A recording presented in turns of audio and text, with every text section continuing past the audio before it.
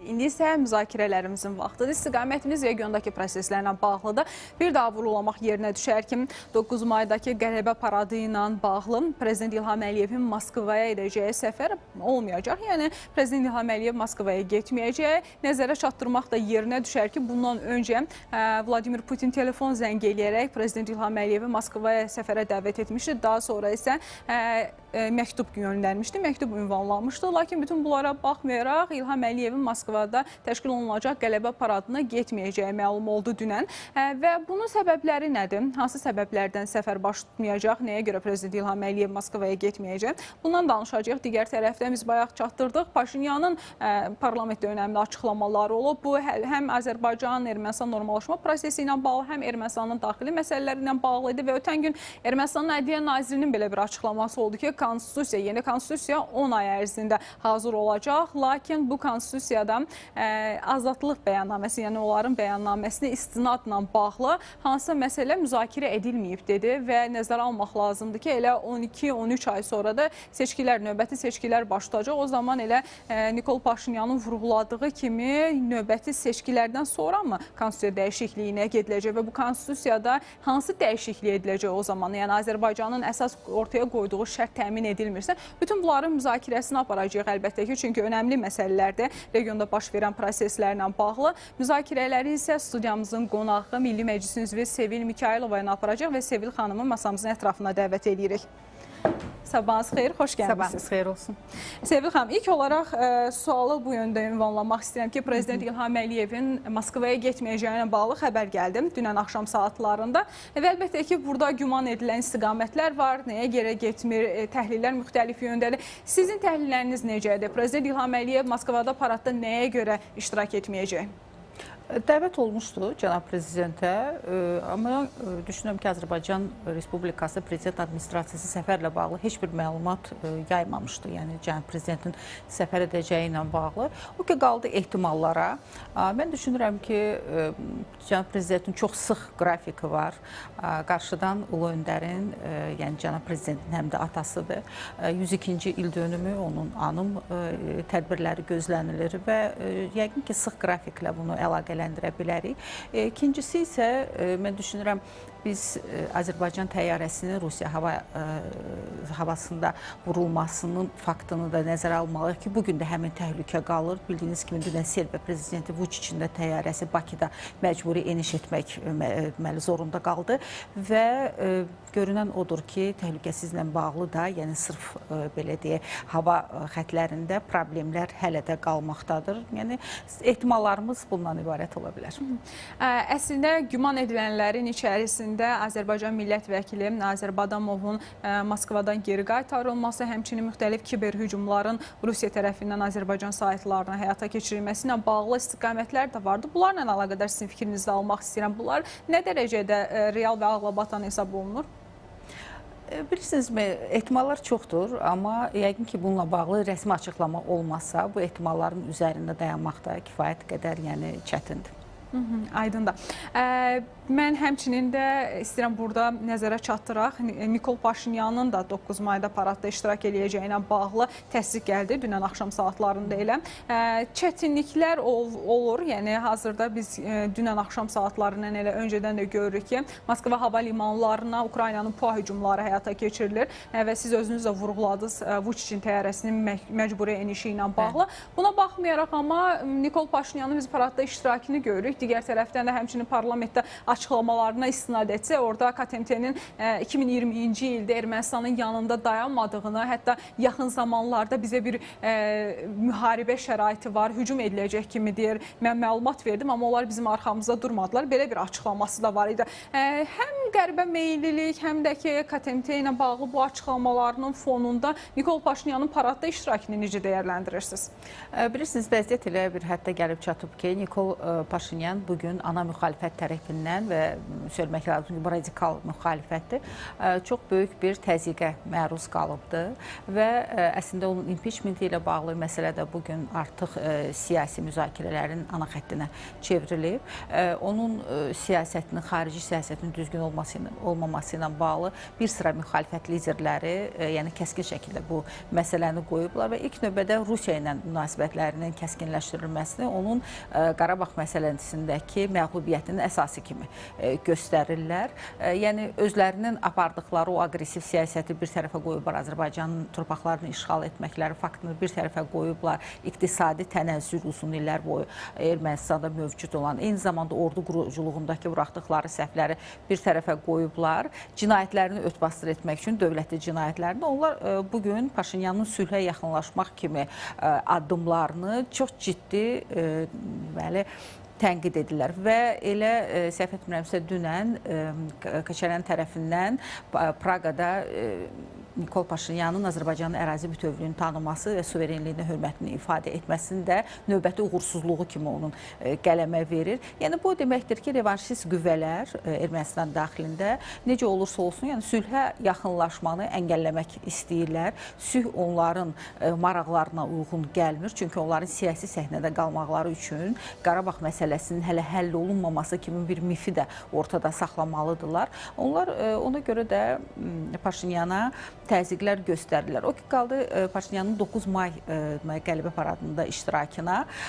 Yəni, onun bugün qərb yönümlü siyasət yürütməsi sözsüz ki, Moskvada da bir sıra dairələri, xüsusən Kremli heç də belə deyə qane etmir. Və bugün əgər biz nəzərə alsaq ki, Ermənistanın iqtisadiyyatı tam şəkildə Rusiyadan asılıdır və Avrasiya İqtisadi İttifaqında Ermənistanın iştirakçılığı əslində onun ticari dövriyyəsinin əsasını təşkil edir. Yəni, əsas nəqliyyat xətləri, əsas logistika xətləri məhz Rusiyanın operatorluğu ilə həyata keçirildiyindən əlbəttə ki, Ermənistan görünür ki, yəni açıq da olmasa diplomatik kanallarla təzyiqlə üz-üzədir. Və hətta biraz əvvəl Avrasiya İqtisadi İttifaqından Ermənistanın çıxarılması ilə bağlı da təhdidlər səsləndirilmişdi. Və madəm ki, siyasi səhnədə bu qədər qərb yönümlü siyasət aparır, Avropa Birliyinə yaxınlaşmaq üçün Ermənistan demək olar ki, bütün səylərini ortaya qoyub və namizəd ölkə kimi artıq çıxış edir Avropa Birliyində və bu məsələ Rusiya üçün artıq qırmızı xətt olduğu da hamıya bəllidir. Ona görə də yəni görünür ki, Nikol Paşinyan həm ölkə daxilindəki vəziyyəti yüngülləşdirmək üçün bilirsiniz ki, biraz əvvəl də yəni müxalifətin 2026-cı ildə keçiriləcək seçkilərdə reytinqinin yüksək olması, qələbəyə yaxın olması ilə bağlı da fikirlər səsləndirilir. Burada bir sıra sosial sorğular, rəy sorğularının aparılması, onun nəticələrinə də istinadlar var.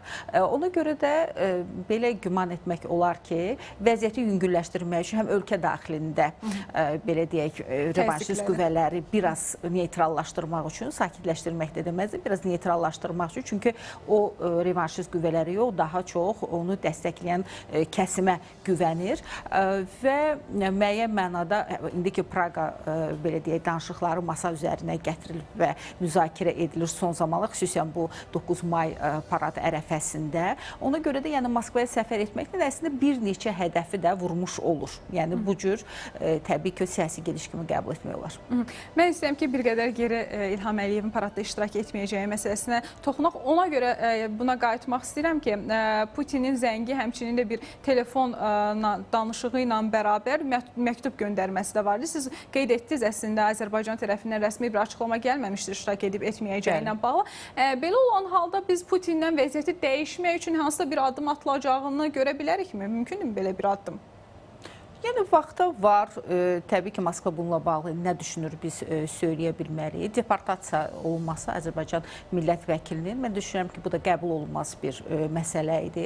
Dövlətlər arası münasibət, yəni biz söyləyə bilmərik ki, səfərin baş tutmamasına və yaxud da ki, cənab prezidentin iştirak etməməsinə birbaşa təsir edən faktordur. Amma zaman-zaman münasibətlərdə yaşanan problemlər, xüsusən biz burada Azərbaycan hava yollarına məxsus olan təyyarənin qəzaya uğraması Rusiya səmasında və onun vurulması daha doğrusu bu məsələdə Rusiyanın biraz gecikənlik göstərməsi, hələ düzdür, istintaqın nəticələri tam şəkildə bəyan edilməyibdir, yəni mətbuata açıqlanmayıbdır. Amma biz düşünürük ki, bir sıra məsələlər var ki, Rusiya Azərbaycanla münasibətlərində diqqət yetirməlidir. Yəni bu məqamlara ki, madəm ki biz strateji müttəfiqlik haqqında bəyannamə imzalamışıq Rusiya Federasiyası ilə, bu sənədin ruhuna uyğun olaraq da münasibətlərimizdə baş verə biləcək bu və ya digər şəkildə təlatümlərin qarşısı alınmalıdır.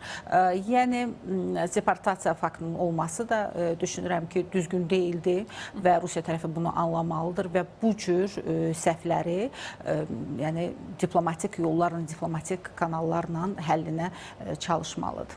Mən müzakirəmizə keçməzdən öncə Ermənistan Konstitusiyası ilə bağlı Ermənistan Ədliyyə Nazirinin açıqlamasını xatırlatdım. Ədliyyə Naziri vurğulayır ki, yeni konstitusiyanın hazırlanması 10 ay çəkəcək və burada müstəqillik bəyannaməsinə istinad edilib edilməyəcəyi, ümumiyyətlə bu məsələnin dəyişdiriləcəyi ilə bağlı hansısa müzakirə edilməyib hələ, müzakirə yoxdur deyir. Əlbəttə ki, bundan sonraki dönəmdə müzakirə başlayacaq, baş tutmayacaq, bilmirik. Paşinyanın konstitusiya ilə bağlı açıqlamalarında belə bir məqam var idi, toxunduğu kimi Ermənistana konstitusiya lazımdır. Mən bunu öncələrdə də deyirdi, amma biz bunu eləyəcəyik. Azərbaycanın diktəsinə görə yox, sadəcə Ermənistana konstitusiya lazımdır deyə və müstəqillik bəyannaməsinə bağlı da Paşinyanın açıqlamaları olurdu ki, əslində bu düzgün deyil müstəqillik bəyannaməsi istinad. Bəs onda yeni konstitusiyada nə dəyişəcəyi ilə hələ bu məsələ müzakirə edilmirsə? Nikol Paşinyanın çox maraqlı bəyanatı var idi bir neçə ay öncə. O, Ermənistanın müstəqilliyinin və suverenliyinin məhz onun dövlət sərhədlərinin müəyyənləşdirilməsindən keçdiyini bir mənalı şəkildə bəyan etmişdi və mən düşünürəm ki, bu çox düzgün bir yanaşmadır Ermənistan rəhbərliyi tərəfindən. Bir ölkənin ki, sərhədləri müəyyənləşdirilməyibdir, o ölkənin müstəqilliyindən və suverenliyindən söhbət gedə bilməz.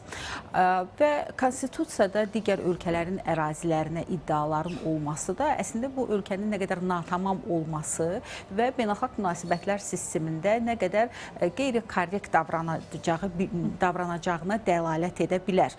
Yəni, açıq şəkildə Azərbaycana ərazi iddiaları var və açıq şəkildə Türkiyəyə ərazi iddiaları var. Bu isə qonşularla münasibətində yenə də söylədiyimiz o suverenlik hüququndan istifadə edərək hansısa bir müstəvidə işbirliyinə gəlmək kimi imkanları məhdudlaşdırır. Və çox yaxşı ki, Paşinyan bunun fərqindədir. Eyni zamanda konstitusiya dəyişikliklərin olması və ərazi iddiaları məsələsinin referendum yolu ilə konstitusiyadan çıxardılması əslində nəticə etibarilə Azərbaycanla sülh müqaviləsinin də imzalanmasına gətirib çıxaracaqdır. Bu isə Ermənistan üçün çox böyük imkanlar açır.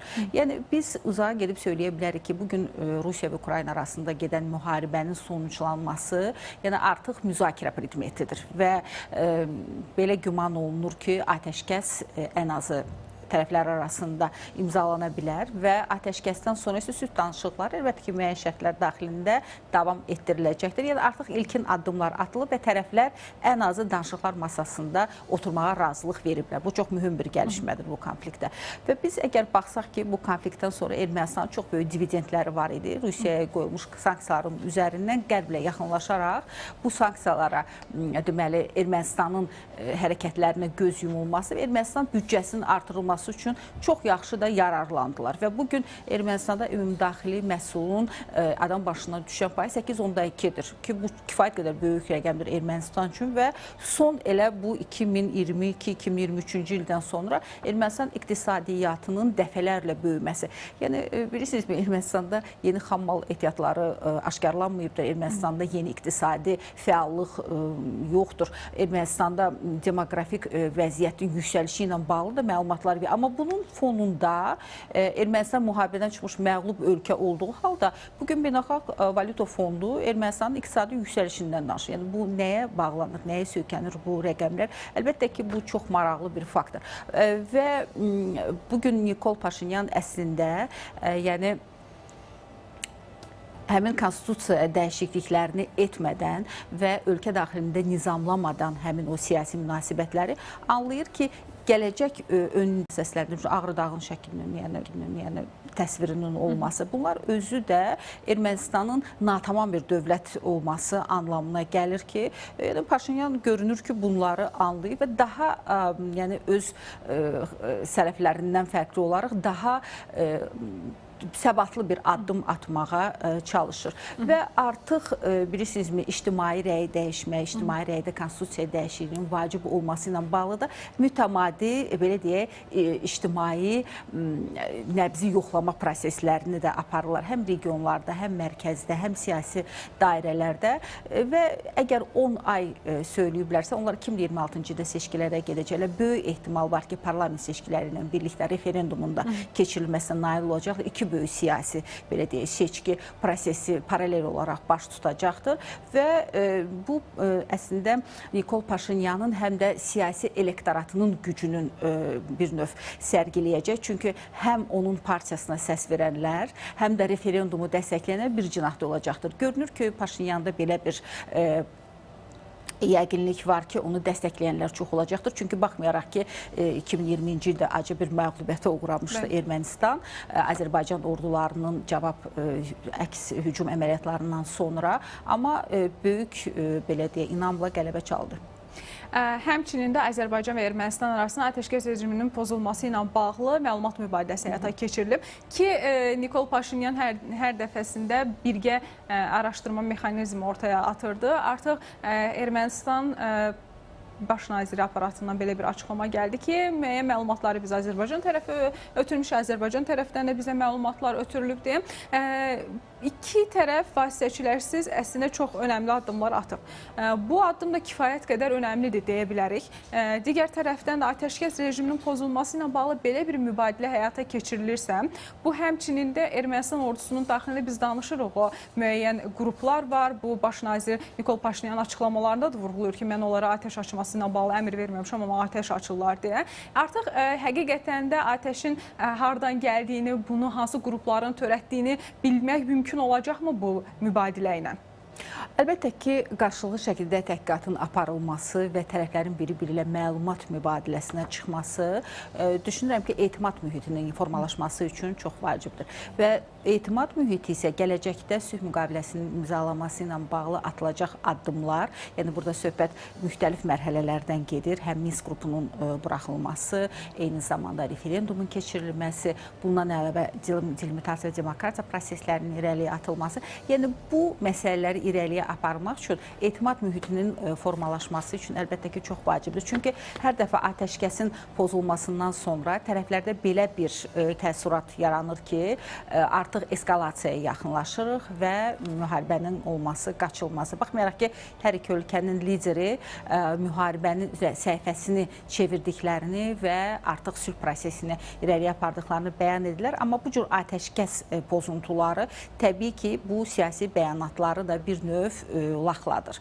Ona görə də biz danışıqlar prosesində əslində birbaşa təmaslara keçməklə, üçüncü tərəfləri çıxartmaqla düşünürəm ki, çox böyük irəliləyişə nail olduq. Həm məsələnin regionda kişildirilməsi, yəni məhəlli, belə deyək, bir məsələyə çevrilməsi bu çox vacibdir və beynəlxalq gündəlikdən çıxarılması üçün. Eyni zamanda biz düşünürük ki, bundan sonra da yaradacaq hansısa müəyyən problemlərlə bağlı hər iki tərəfin öz təmasları ilə bir-biri ilə bu məsələni həll etməsi də nəticə etibarilə, yəni bir var üçüncü adamdan eşidəsən və yaxud da ki, maraqlı tərəfin müdaxiləsi olsun. Bir də var ki, hər iki tərəf əgər qoşulursa, bu təbii ki, yəni biz müəyyən mənada ehtimal irəliyə sürərik ki, Ermənistan tərəfində də görünür ki, yəni bu proseslərdə irəliyə getmək, yəni müsbət mənada irəliyə getmək istəyən müəyyən şəxslər var və bunların potensialından da istifadə etmək lazımdır. Amma biz söyləməliyik ki, bizim yenə də Ermənistanla bağlı çox acı bir təcrübəmiz var ki, onlar əməldə bir, işdə başqa şey yəni həyata keçiriblər.